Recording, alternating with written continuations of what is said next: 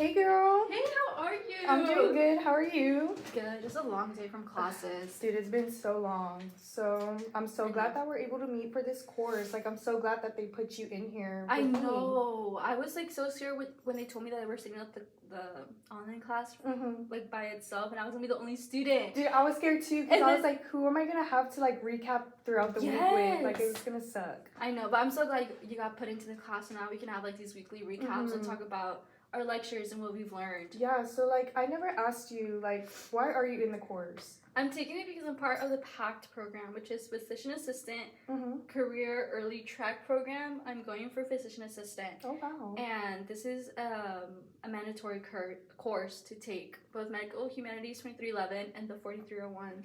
So that's why I'm taking it online. Okay, it's a required course for me. And honestly, now that I've been in it, like, I've really been enjoying it. Oh, that's good. Yeah, what about you? Why are you taking it? I'm taking it because I needed a third minor, but I was also into, like, the medical fields in high school. So I was like, you know what? Let me, like, touch back to those roots and let me see if I still like it and just to, like, learn something new. Oh, that's cool. What are you going for? I'm going for multidisciplinary studies. So I have a minor in biology, chemistry, and medical humanities. Oh, wow.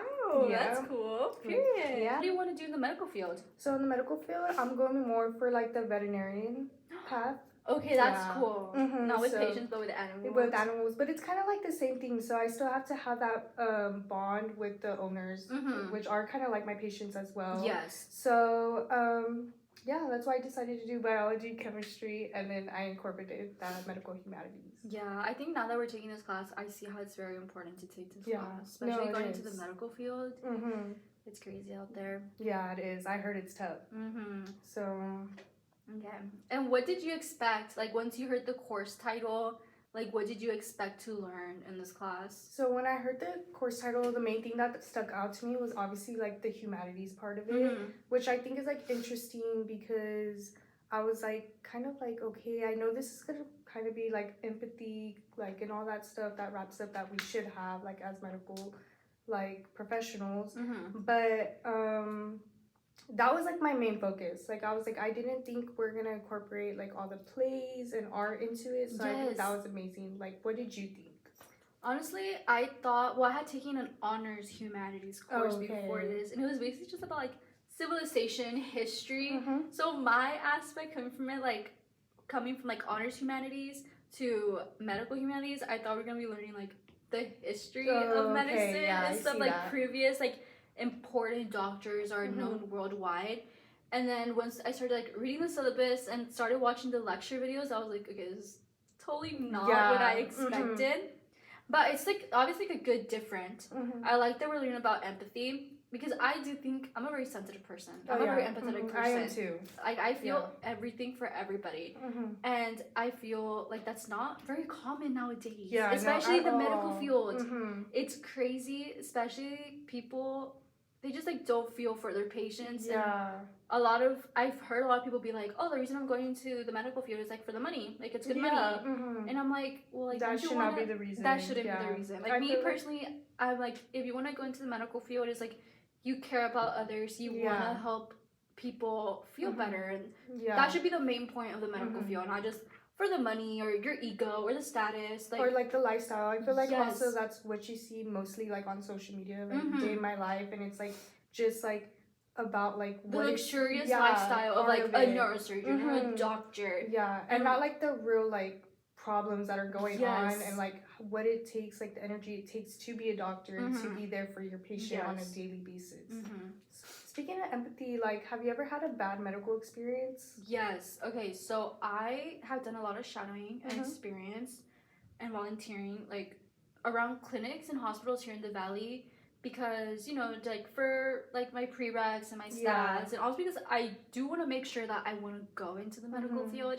So I did about 180 hours of volunteering at DHR, and I was in the PCCU, and it was mostly elderly patients that had just come out of surgery, and they're there for like a few days, and you're taking care of them until they get better, helping them get back on their feet.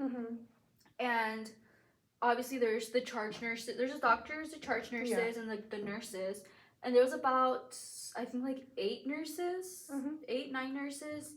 in a floor where it was 32 patients. Okay. And I was like, that, first of all, seemed crazy. Like, Yeah. each nurse had about 4 patients to care for by the hour. Yeah. And I would be there seeing them, and they would be just running back and forth, back and forth, back and forth.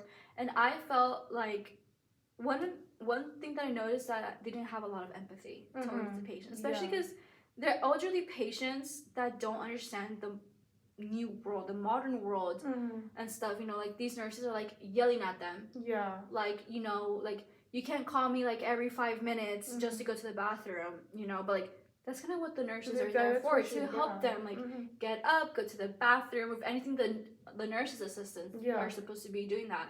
Or sometimes I'll be helping out, and I'll be answering the patient's calls that they place from their bed.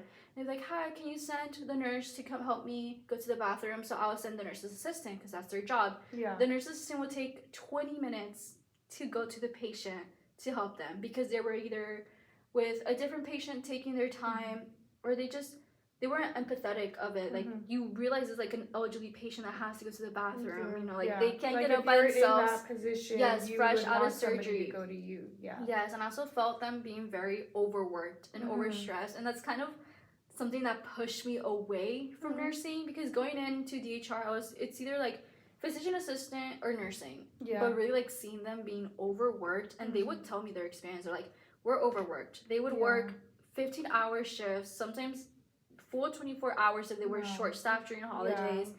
And that really causes them to burn out. As the professor mentioned in one of the lecture videos, that's one of the current problems we have, burnout. Yeah. I feel like you see it so often. Yes, like, so especially because the schooling part is already hard. Imagine you have to go through all that schooling, like 2 years, 2 years and a half of nursing that you have to go through. And then the workload that you get, like, at that point when you start nursing, you're kind of already burnt out from it. Or like 2 years into nursing, you're burnt out. And I felt like that's what a lot of the nurses felt. And it honestly did really push me away from nursing. Yeah, I can see how. That's, like, understandable. Like, to experience that and see it the way through, like, that is something that's, like, crazy. Yeah. Have you had a bad or even a good medical experience? I have had a good medical experience. So growing up, I've always grown up in the Valley. So I have a pediatrician, and he's a small pediatrician.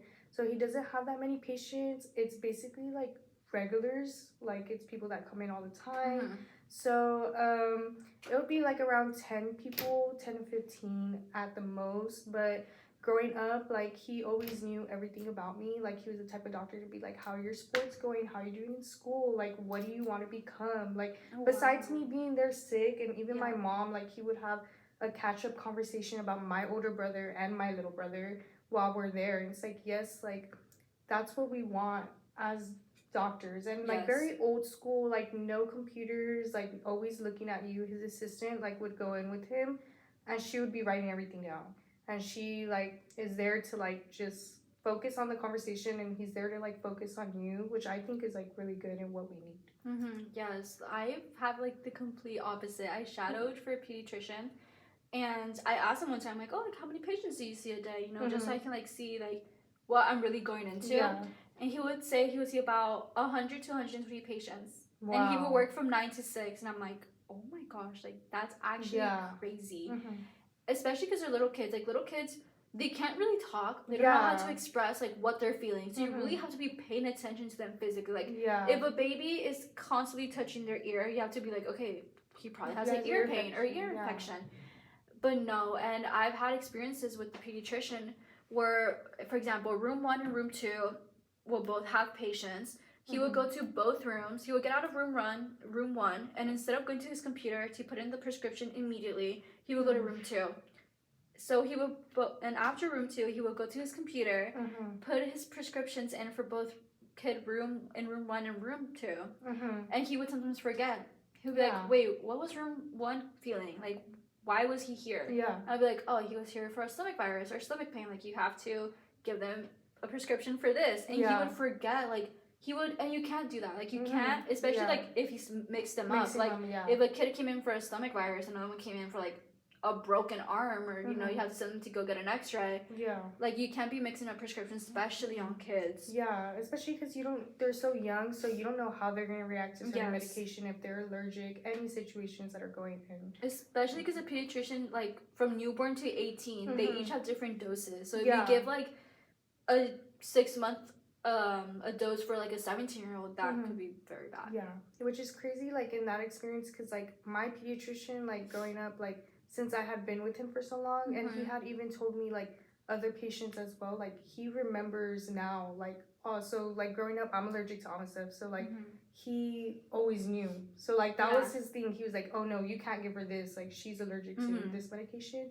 which I think it is important to have that relationship with your patient, so you're not there like, I barely even know you as a doctor, and you know, it's just like, that's a terrible feeling for like a doctor to be like an in and out situation. And that is a bad experience. And honestly, that does remind me of the video that we watched, the clinician, the PBS one.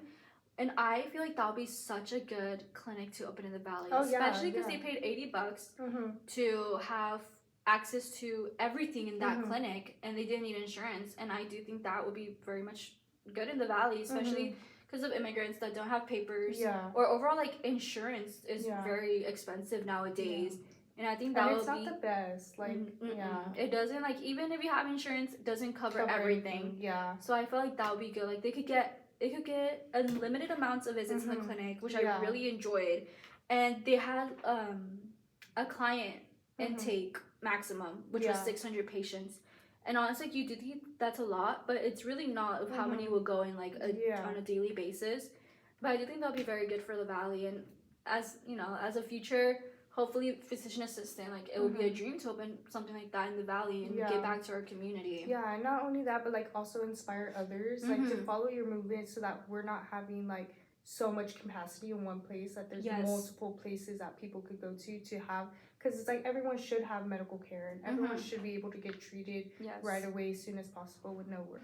And to end the conversation, what's something that you really took away from the past 3 weeks of our lectures? So what I really took away is like the professor saying how like medical students don't really get training on how to be like compassionate, which I think is like really important, and is what we're learning in our medical humanities class. Yeah, I agree. I do think now that we're taking this course, that this should be at least a prerequisite into medical schools or nursing or physician assistant. Something everybody in the medical field, and just overall our population should have empathy for each other. Yeah, honestly, a quote that really stuck to me was the Goodman's article about Dr. Wallens, how I want to go into oncology, and I've lost a lot of family members to cancer. And Dr. Wallens had lost his dad to ALS. And he was a pediatric neurosurgeon. So he would see patients like that. And he would say, what he said in his book, how he would always see his father and his patients, and he would see himself in the grief of the family members. And honestly, like going into the medical field and going into oncology, like you have to really mentally prepare yourself, especially when you've lost someone to that. And honestly, that quote, that's something like that really touched me, and now I think I'm gonna go buy the book to read. I think you should. I really enjoyed it. I really enjoyed that article. I can see how it's a good article, and it just shows like stories about his different patients that he's had throughout his lifetime. So this was really good. I like this weekly recap. It was good catching up with you, and I can't wait to see you next week. Likewise. Bye.